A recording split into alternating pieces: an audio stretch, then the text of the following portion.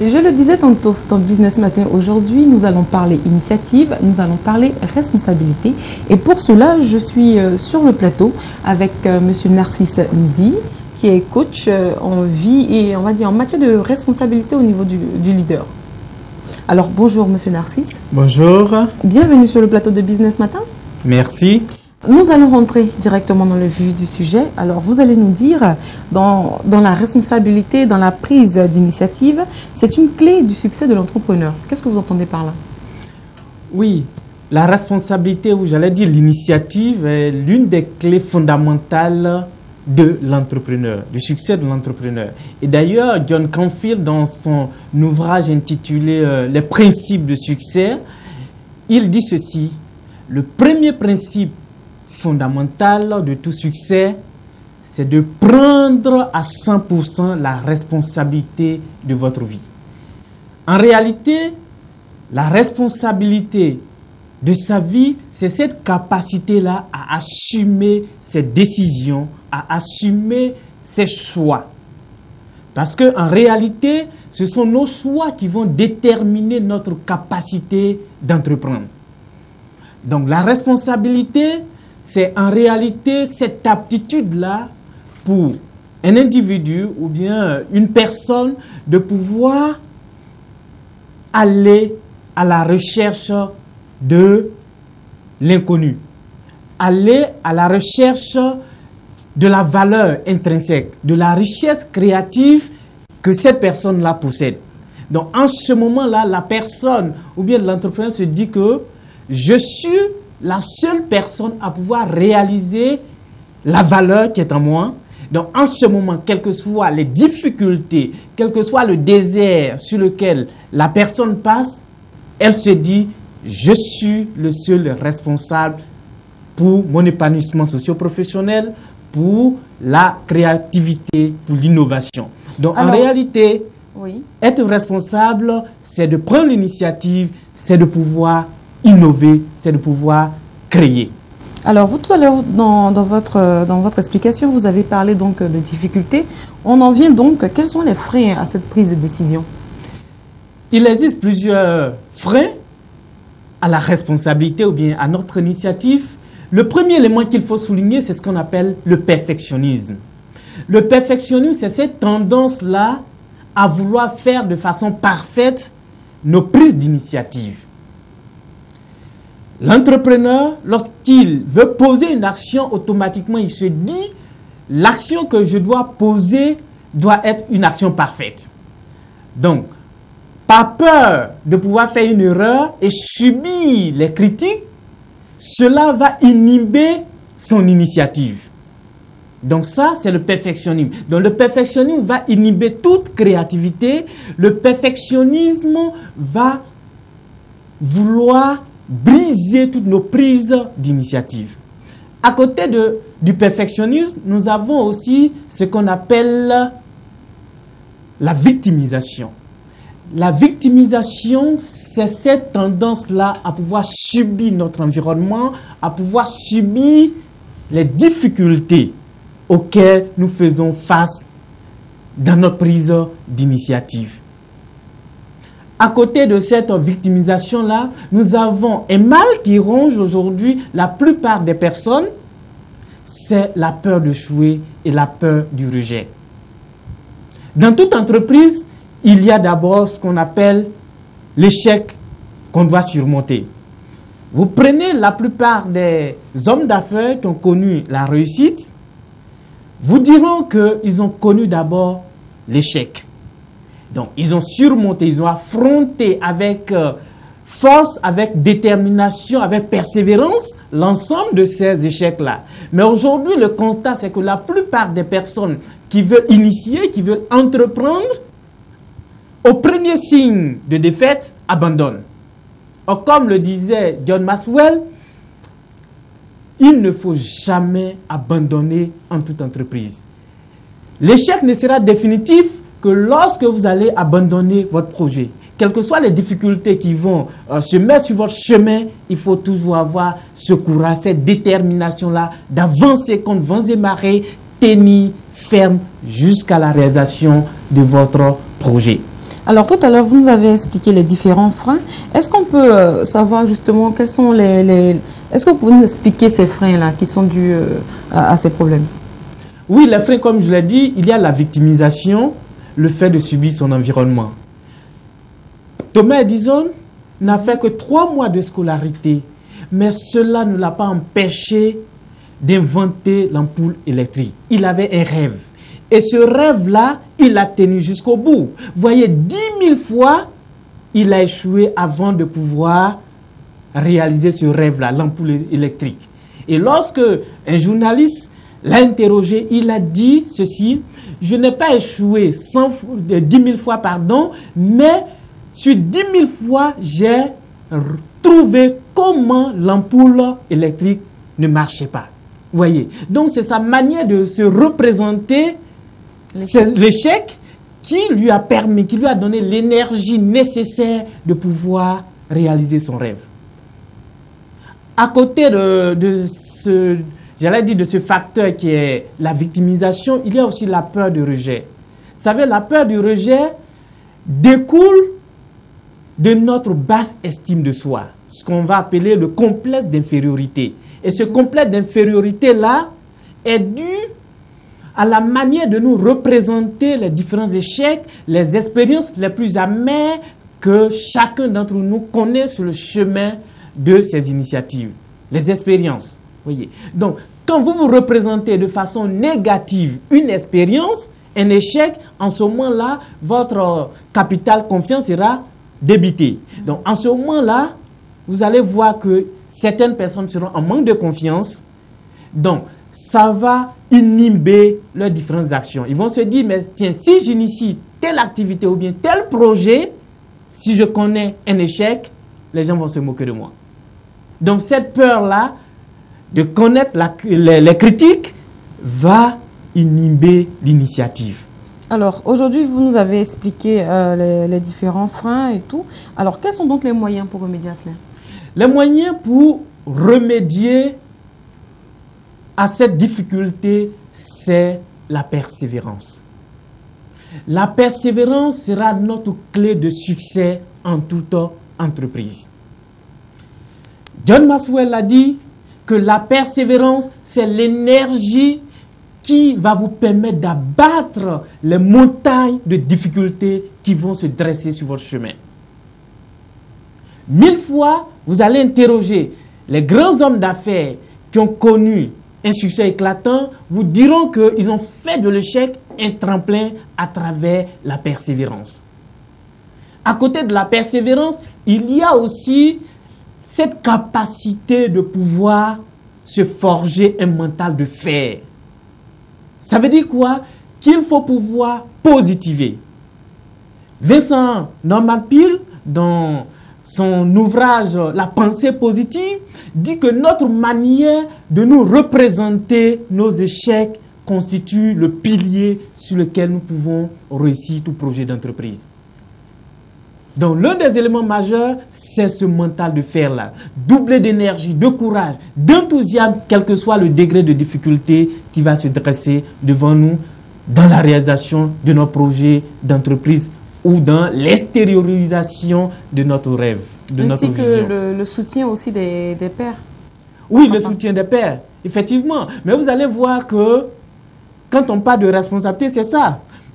Des personnes sont sorties de nulle part, sans moyens financiers, sans soutien familial, mais ils avaient une vision.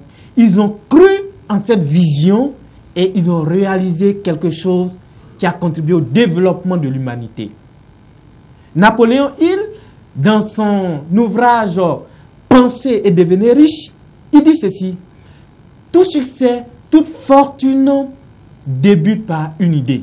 Le plus important pour vous, chers téléspectateurs, c'est l'idée créatrice qui est en vous.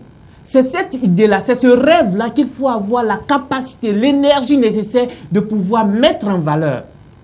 Et cette mise en valeur de cette vision, ou bien j'allais dire de cette idée qui d'abord est immatérielle, donc il va falloir mobiliser un ensemble d'énergie, d'enthousiasme, de force, de détermination pour pouvoir transformer l'idée immatérielle en une richesse matérielle. C'est ça l'entrepreneuriat.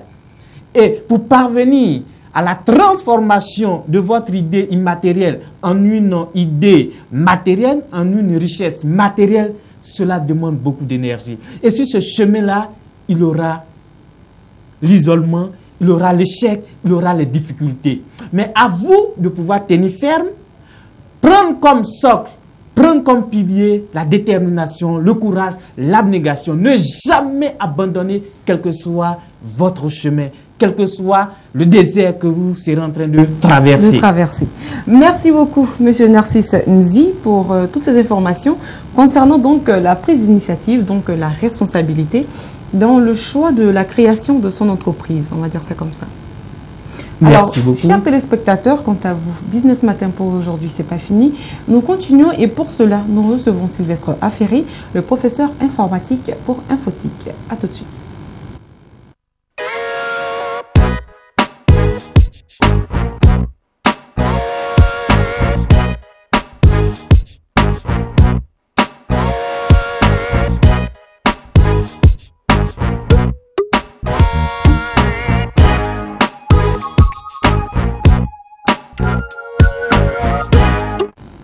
Infotique, c'est maintenant et pour cela, nous recevons Sylvestre Affery, le professeur informatique de Business Matin. Bonjour Sylvestre. Bonjour à vous Noélie, bonjour à nos téléspectateurs, vous avez bien dormi, ça va?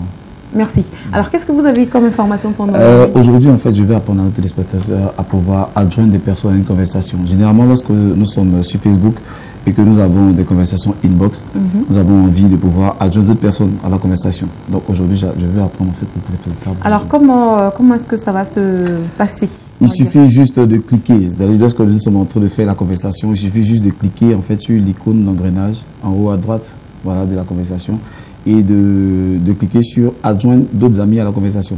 Et lorsque c'est fait, on met maintenant les noms des personnes qui doivent participer à la conversation. Donc il va falloir que ce soit des personnes qui soient à même de pouvoir se mettre au niveau de la conversation, des personnes qui sachent de quoi est-ce qu'on va parler dans la conversation inbox. Donc voilà, il suffit de mettre... Donc c'est un petit groupe privé, voilà, on va groupe discuter privé, en fait, voilà, tranquillement. Tranquillement. Voilà, mais à plusieurs. À plusieurs, donc il faut, je vais dire, sélectionner les personnes qui doivent se mettre dans la conversation. Voilà, donc c'est comme c'est une conversation privée, donc il faut juste les adjoindre et c'est fini en fait.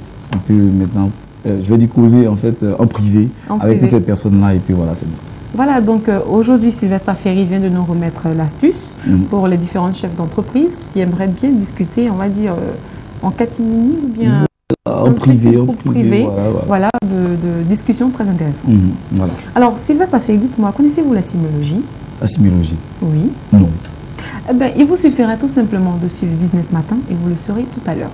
Mais pour l'heure, nous allons avec Alex Mokhtar pour Panorama. À tout de suite.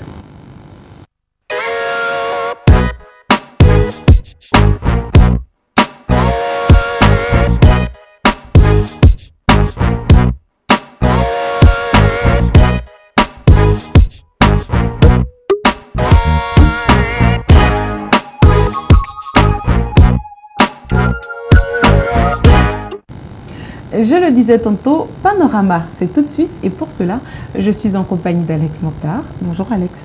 Bonjour à vous Noélie, réel plaisir d'être encore une fois dans votre agréable et charmante compagnie et en compagnie bien sûr de nos fidèles téléspectateurs et de nos charmantes téléspectatrices comme j'ai l'habitude de dire. Ben, le charme est de mise aujourd'hui. Oui, alors Alex, qu'est-ce que vous avez comme information pour nous aujourd'hui? Alors on va parler d'un récent rapport donc, qui vient de sortir et qui parle, si vous voulez, des 15 pays africains les plus attractifs pour les investisseurs. Alors, quels sont ces 15 pays attractifs donc?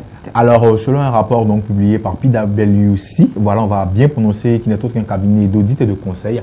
Alors aujourd'hui, en Afrique subsaharienne, au cours des 24 derniers mois, les pays les plus attractifs sont le Ghana, le Nigeria, la Tanzanie, l'île Maurice et la Zambie pour les 5 premiers, suivis du Mozambique, du Botswana, du Kenya, du Zimbabwe, de l'Ouganda, de la Namibie, de la Côte d'Ivoire, du Rwanda, de l'Afrique du Sud et de la République démocratique du Congo.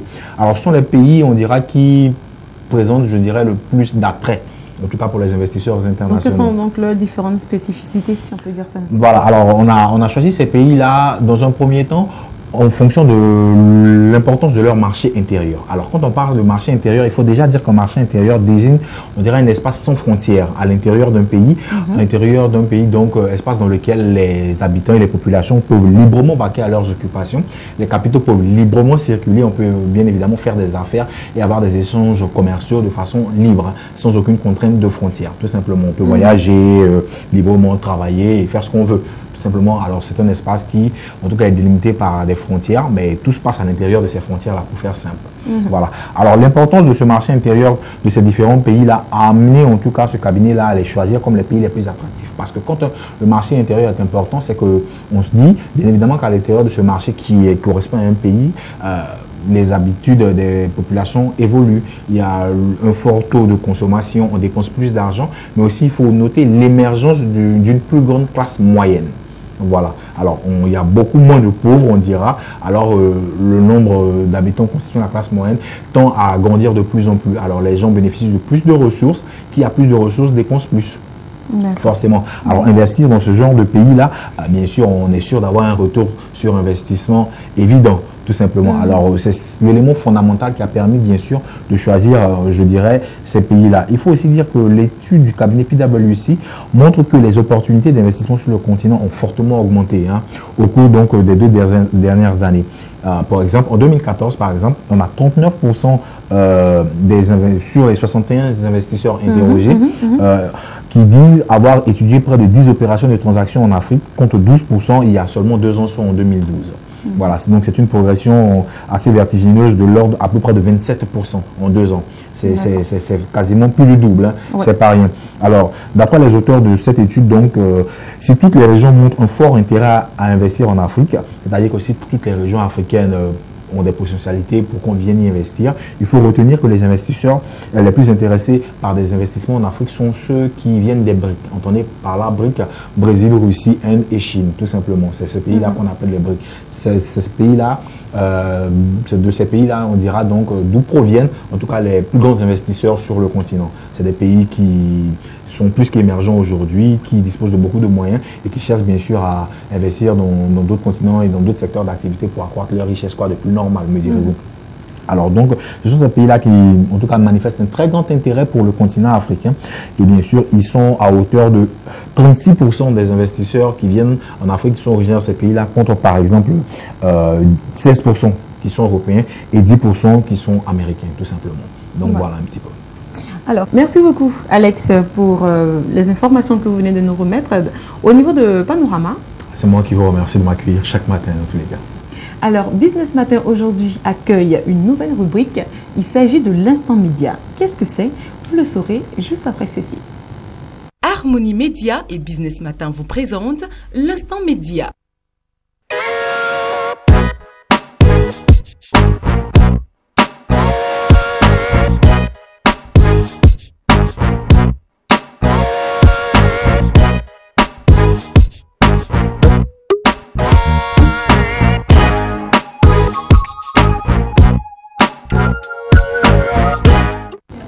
Alors, Alex Mokhtar, aujourd'hui dans l'instant média, on va prendre un terme de la publicité et je vais vous l'expliquer.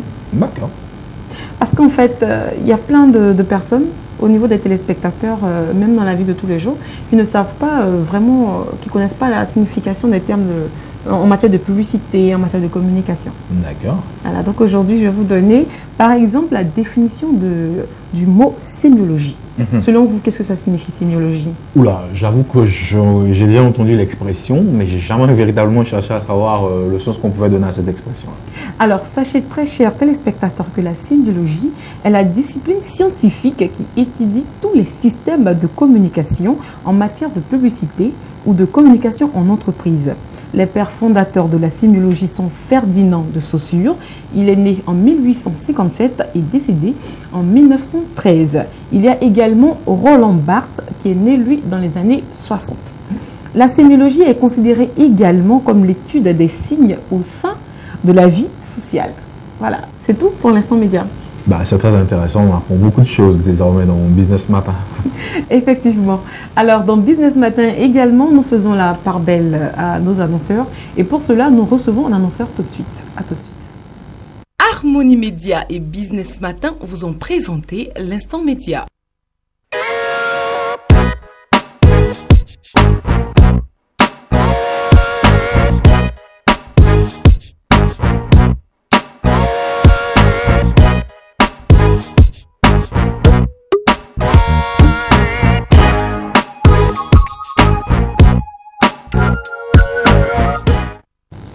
Je le disais tantôt, dans Annonceur aujourd'hui, nous recevons M. Guy-Michel Yao qui vient nous parler de sa structure. Bonjour M. Guy-Michel Yao. Bonjour. Pouvez-vous vous présenter s'il vous plaît? Oui, je suis Guy-Michel Yao, je suis responsable du cabinet de conseil BIP, Betsalil International Partners.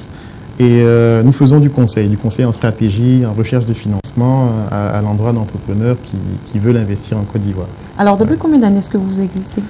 Nous existons maintenant à Abidjan depuis 2 années et la structure a été montée à Paris en 2010. C'est-à-dire ça fait maintenant 4 à 5 ans. D'accord. Voilà. Alors quels sont donc vos objectifs en Côte d'Ivoire? Écoutez, nos objectifs aujourd'hui, d'abord dans un premier temps, il est important pour nous de comprendre l'environnement des affaires ivoiriennes. Parce que l'environnement des affaires en Afrique est complexe et vous savez que il n'est pas évident d'appréhender ces choses-là. Donc déjà, il est important pour nous d'être présents en Côte d'Ivoire pour comprendre l'environnement. Et ensuite de pouvoir y développer des projets, c'est-à-dire participer au lancement de certains projets d'entrepreneurs. Et donc, c'est vraiment l'un de nos objectifs majeurs, contribuer à l'évolution de l'économie ivoirienne par l'étude de projets dans divers secteurs d'activité et puis l'accompagnement au financement de ces projets-là. Alors, voilà. Vous voulez financer des projets, vous voulez accompagner des entreprises. Oui. Quels sont donc vos moyens pour pouvoir financer cette politique? C'est ça. Aujourd'hui, les moyens sont, on va dire, bons. Et vous savez que le problème que nous avons ici en Afrique, c'est un problème de disponibilité au niveau des informations macroéconomiques. C'est-à-dire aujourd'hui avoir des informations sur le marché le marché de la boulangerie, le marché du riz, etc. Il n'est pas facile de trouver ces informations-là. Donc déjà, il y a un premier obstacle d'accès à l'information qui est posé. Mais au-delà de ces aspects-là, on a quand même une bonne équipe d'experts qui arrive à fédérer les projets, arrive à suivre ces projets-là et puis arrive à faire un genre de benchmarking entre les projets africains et les projets européens pour arriver à sortir des choses intéressantes au niveau de nos entrepreneurs. Alors, Voilà. quelles sont déjà vos réalisations? Nos réalisations sont multiples dans plusieurs secteurs d'activité. Déjà, on a travaillé avec le secteur fruitier en Côte d'Ivoire. Nous avons été chargés de mettre en place le business plan de toute la filière dans le cadre du phare PME pour une structure qu'on appelle l'OCAB, pour lequel les financements sont toujours en cours. C'est un projet d'environ, on va dire, 30 milliards de francs CFA qu'il faille financer. Et donc, la Banque mondiale y travaille actuellement. Nous avons aussi plusieurs projets. Aujourd'hui, nous travaillons sur des audits organisationnels, par exemple, au sein de cliniques, de renom, de la place. Et puis, voilà, des projets d'investissement, par exemple, de certains bailleurs financiers, investisseurs étrangers qui veulent arriver à investir en Côte d'Ivoire, par exemple, dans le secteur automobile. Voilà. Donc, nous avons plusieurs domaines d'investissement comme ça qui sont, on va dire, qui sont porteurs pour l'économie ivoirienne et pourquoi pas pour l'émergence en 2020 que nous voulons tous atteindre. Alors, donc, quels sont donc vos futurs projets? Les projets futurs sont d'abord le projet immédiat, c'est de se solidifier en Côte d'Ivoire. C'est-à-dire la Côte d'Ivoire est comme le havre de l'Afrique de l'Ouest. Et donc, il est important d'avoir des bases solides d'abord en Côte d'Ivoire et puis de pouvoir progressivement se diversifier, progressivement se répandre dans la sous-région. Ensuite, de solidifier ses acquis aussi en Europe, bien sûr, à Paris déjà. À Paris, on a ciblé Paris, Londres et Boston pour des ouvertures prochaines de filiales. Voilà. Alors, vous allez nous donner en direct vos contacts Oui. pour tous les téléspectateurs qui souhaiteraient donc vous joindre. D'accord. Donc, ceux qui veulent me joindre, je vous donne mon portable direct. Ils peuvent m'appeler au 06 77 44 44 ou au fixe au 20 00 02 73. Vous avez une boîte mail ou Oui. un site web? Un site web, oui. Il y a un nouveau site web qui est en place, c'est betsalilinter.com. D'accord. Voilà. Merci beaucoup, M. Guy-Michel Yao, et nous vous souhaitons un bon vent. Merci. Merci à vous et puis merci de nous avoir reçus sur ce plateau. Ce fut avec plaisir. C'est donc sur cette note que Business Matin pour aujourd'hui prend fin. Mais sachez que les programmes, quant à eux, continuent sur Business 24 Africa. Et nous nous retrouvons très prochainement pour un prochain numéro. Au revoir.